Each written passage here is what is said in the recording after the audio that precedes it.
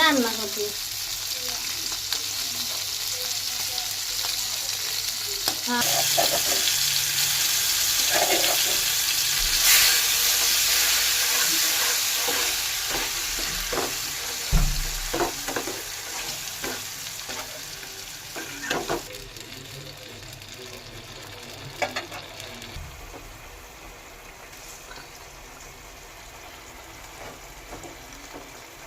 মাছ খাবি নি তোরা?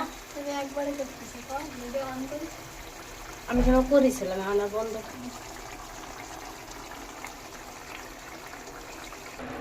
আমাদের রান্না মাছের ঝোলটা কমপ্লিট হয়ে গেল, ঠিক আছে গাইস।